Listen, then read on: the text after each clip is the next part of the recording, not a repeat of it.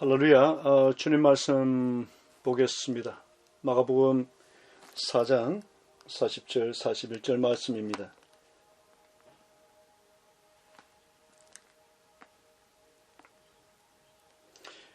이에 제자들에게 이르시되 어찌하여 이렇게 무서워하느냐 너희가 어찌 믿음이 없느냐 하시니 그들이 심히 두려워하여 서로 말하되 그가 누구에게 바람과 바다도 순종하는가 하였더라.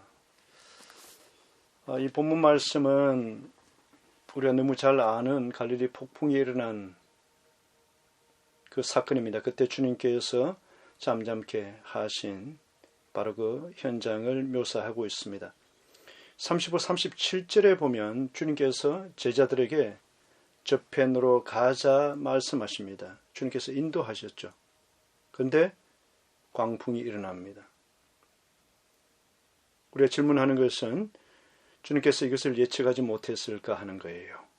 아닙니다. 모든 것을 아시는 주님께서 폭풍과 일어나는 것을 예측하지 못한 상태에서 명령하지 않았을 것입니다. 폭풍과 일어났을 때 제자들의 반응은 38절에 보시면은 제자들이 깨우며 이르되 선생님이여 우리가 죽게 된 것을 돌보지 아니하시나이까 하니 죽게 된 것을 돌보지 아니하시나이까.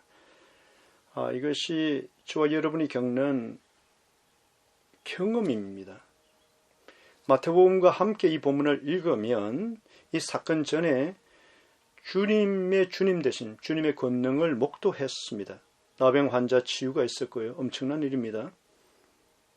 백부장 하인의 중풍병 치유 사건이 있었고 베드로 장모의 열병 치유 사건이 있었습니다. 이거 하나하나는 모습이 다 다르지만 대단하고 엄청나고 상식을 뛰어넘는 놀라운 일이었어요. 주님의 주님 되심을 드러내는 거예요. 그런데 오늘 본문에는 주께서 그들과 함께 있음에도 불구하고 바다 폭풍이 일어났을 때는 본능적으로 또 다른 두려움을 느낍니다. 저와 여러분이 이런 경험을 합니다. 비슷한 체험을 합니다. 다양한 은혜와 기도의 응답을 받았음에도 불구하고 늘 새로운 두려움, 새로운 차원의 고통, 불편함을 느낄 때가 참 많습니다. 제자들의 말을 주목해 보면 38절에 우리가 죽게 된 것을 돌보지 아니하시나이까. 그 앞에 베드로 장모라든지 백부장 하인의 중풍병이라든지 나병 환자들은 주님께서 권능 가운데 개입하셔서 치유하셨는데 그들의 치유에는 마음 쓰신 주님께서 우리들의 안위, 안전에는 무관심하십니까? 이 말이죠. 제자들이 주님과 함께 하심을 신뢰하지 못했기 때문에 그렇습니다. 믿음의 문제였습니다. 그래서 39, 40절에 주님께서 바람을 잠잠케 하신 뒤에 어찌하여 이렇게 무서워하느냐 어찌 믿음이 없느냐 이렇게 꾸짖으십니다.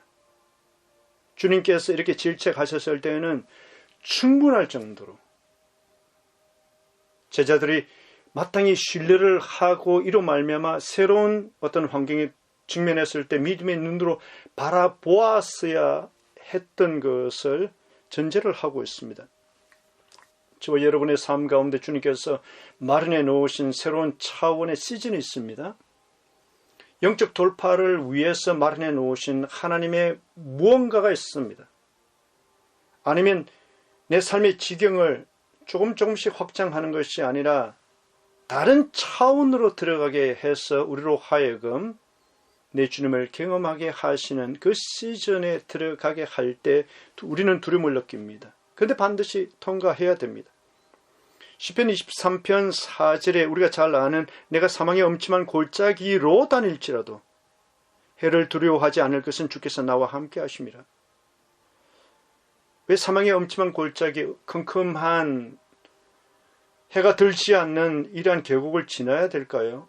왜냐하면 목자가 보기에 평지에서 경험하지 못한 어떤 목초지가 고온 지역에 있기 때문에 그렇습니다. 좋은 목자는 그 고온 지대까지 반드시 인도해야 하는 그런 성실함과 신실함이 있습니다. 우리 주님은 좋은 목자세요. 그래서 양인 저와 여러분을 다른 차원으로 평지에서가 아닌 고온 지대에 있는 뭔가를 맛보아 풍성한 꼴로 먹여주기를 원하세요. 그런데 반드시 거쳐야 되는 것이 사망의 캄캄한 그 계곡을 지나야 그 고온 지대에 도착합니다. 두려움이 동반하는 것이죠. 그곳에 가서 저것을 누리고 싶은데 두렵습니다. 이것이 우리가 하는 평소의 고백입니다. 제자들이 평소에 알던 갈릴리 잔잔하고 평소에 알던 아름답기만 한 그런 바다가 아니라 풍랑이 몰아치는 갈릴리 바다를 경험합니다. 주님의 섭리 가운데 들어 있었습니다. 이 바다를 지나면 군대 귀신을 명령하여 제압하는 주님을 발견하게 될 것이고, 이 바다를 지나면 12의 혈루증 앓는 그 여인, 그때는 주님께서 명령하시거나 안수 안 하십니다. 그 여인이 와서 주님의 옷자락만 만지기만 해도 그 치유 권능이 흘러나가는 것을 보게 됩니다. 뿐만 아니라 해당장 야이로의 딸 치유 사건을 보면서 그때는 그 아이가, 소녀가 죽었어요. 죽음 위에 군림하시는 그들의 주님 목자를 경험하는 그러한 풍성함이 기다리고 있어요. 그래서 반드시 갈릴리 바다를 통과해야 됩니다. 폭풍을 만난다 할지라도요. 저와 여러분이 주님을 믿고 걸어갈 때 위험 요소를 만납니다. 두려움을 느낄 만한. 그때도 저와 여러분은 주께서 함께 하심을 믿는 가운데 걸어가야 합니다. 주님께서 아름다운 목적이 있기 때문에 우리를 새 시즌 가운데 인도하세요. 그런데 문제는 그 주님의 인도하심이 내 취향에, 내 성격에, 평안한데 안주하기를 원하는 나의 습관에, 습성에 안 맞을 때가 참 많다는 거죠. 신명기 32장 한 구절 보겠습니다. 신명기 32장 11절에 보면 이런 구절이 있어요. 참 아름답죠. 마치 독수리가 자기의 보금자리를 어지럽게 하며 자기의 새끼 위에 너풀거리며 그의 날개를 펴서 새끼를 받으며 그의 날개 위에 그것을 엎는 것 같이. 어떻게 해요? 독수리가 때가 되었을 때 새끼 독수리가 안주하고 있는 절벽 위, 동굴 위에 만들어져 있는 나무 가지와 잎사귀와 이런 것들로 자기를 감싸고 있는, 그래서 어미가 물어다 주는 벌레, 지렁이, 그것을 받아먹고 날개가 있음에도 불구하고 한 20cm 정도만 이렇게 날다가 주저앉는. 그런데 어느 때가 되면은 어미 독수리가 거대한 날개를 펼쳐서 그 둥지를 강한 바람을 일으켜서 날려버린단 말이에요.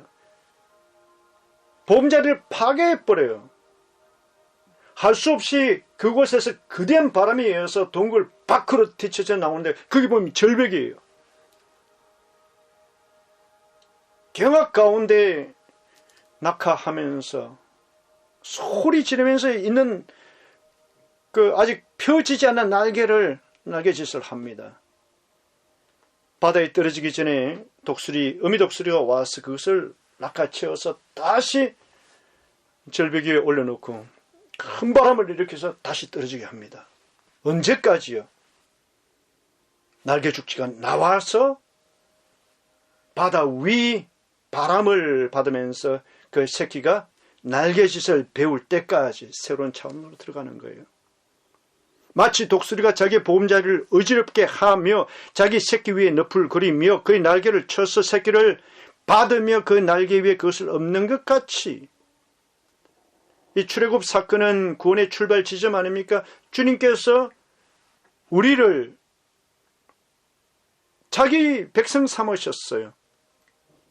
신명기 32장 제가 방금 읽었던 그 구절이 11절인데 두 절 앞으로 안 가보십시오. 9절에 여호와의 분깃은 자기 백성이라.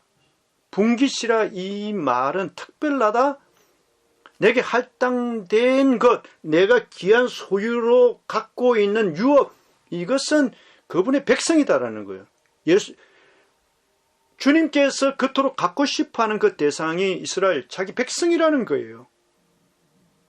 우리 자녀는 이웃의 자녀와 신분적인 차이가 있습니다. 우리 자녀에 대해서 애틋한 마음이 있고 우리 자녀에 대해서 내가 가지고 있는 그 감정이 특별나요.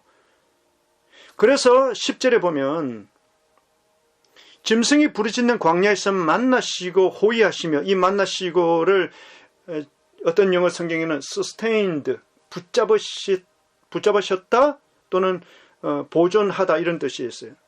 짐승이 부르짖는 광야에서 sustained, 붙잡으셨으며 호위하시며 보호하시며 자기 눈동자같이 지키셨도다.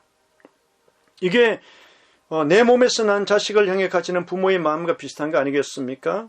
다른 자녀, 이웃의 자녀에 대해서 이렇게 합니까? 붙잡으시고 호위하시고 보호하시고 자기 눈동자같이 지키는, 그것은 자기 자녀에게, 분기신 자기 백성을 향해서 주님께서는 그렇게 하세요. 그게 9절과 11절, 신명기 32장 9절과 10절의 말씀입니다. 여호와의 분깃은 자기 백성이다. 하나님께서 자기 백성 그들을 향해서 10절이요, 붙잡아 주시고 호위해 주시고 보호해 주시고 눈동자와 같이 지키신다. 지금도 그렇게 하신다. 사랑하신다. 아끼신다. 근데 11절 뭐라고요? 마치 독수리가 자기 보금자리를 어지럽게 하며 자기 새끼 위에 늪을 그리며 보금자리를 깨버렸듯이. 왜요? 날개 죽지가 나오게 하려고, 새로운 차원으로 인도하기 위해서. 아마도 새끼 독수리는 절벽에 떨어지면서 엄마 나 죽이려고 그래 라고 하면서 고함을 질렀었는지 모르겠습니다. 그러나 언젠가 보금자리로 생각했던 둥지는 파괴되어야 됩니다. 새끼 독수리에게 나기 시작한 작은 발톱들, 이것들은 사용되어야 됩니다. 날개는 펴져야 됩니다. 하나님께서 우리 삶 가운데 풍랑을 일으키는 것처럼 보이는 어떤 지점을 통과하게 하실 때가 있습니다.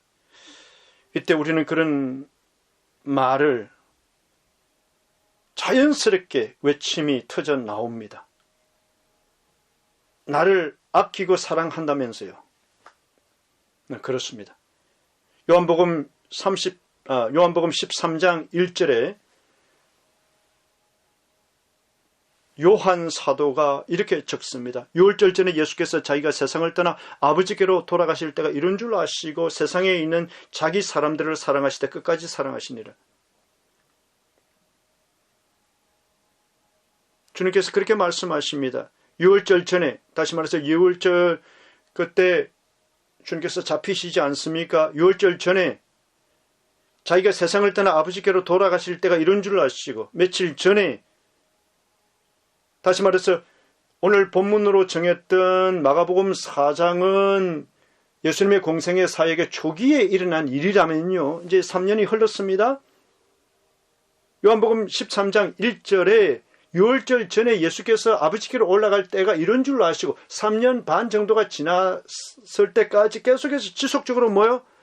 세상에 있는 자기 사람들을 사랑하시되 끝까지 사랑하시니라.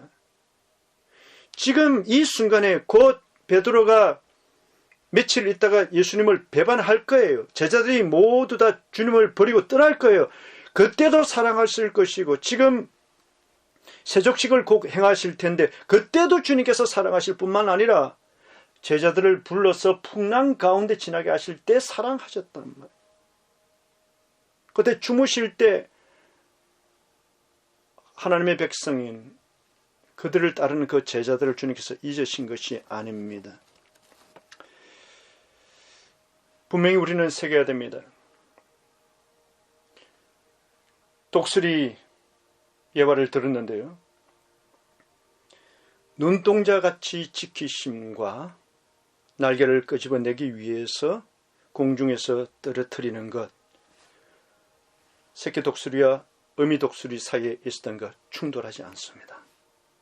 그것이 사랑이고 아낌입니다.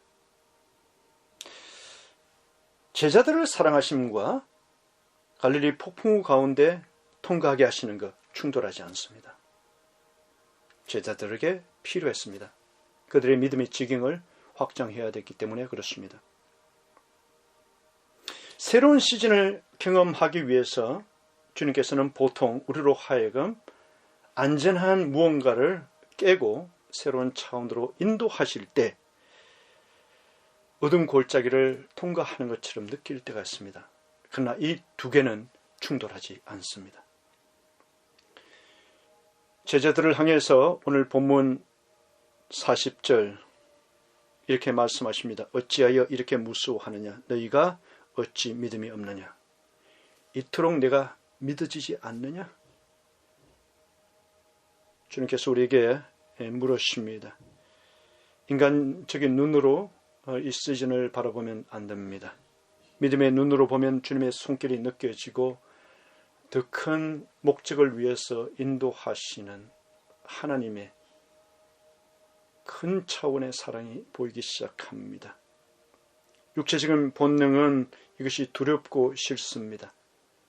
그래서 우리는 믿음의 눈으로 보는 것을 연습하는 것이죠. 혹시 캄캄한 또 어두운 앞이 보이지 않는 무언가 통과하는 것처럼 여겨질 때 혹시 다른 차원의 영적 성장을 주님께서 섭리해 놓으신 거 아닌가?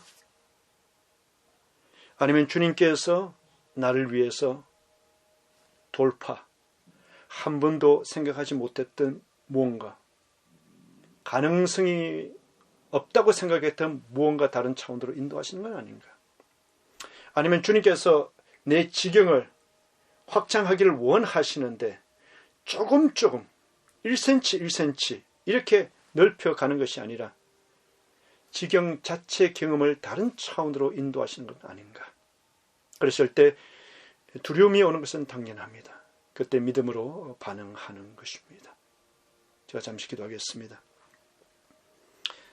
하나님 아버지, 주의 백성들 주님께서 이미 착한 일을 시작하셨고 주님의 그 기쁘신 뜻을 위하여 주의 백성들의 심령 가운데, 존재 가운데, 생애 가운데 소원을 두고 지금도 이끄심을 믿습니다.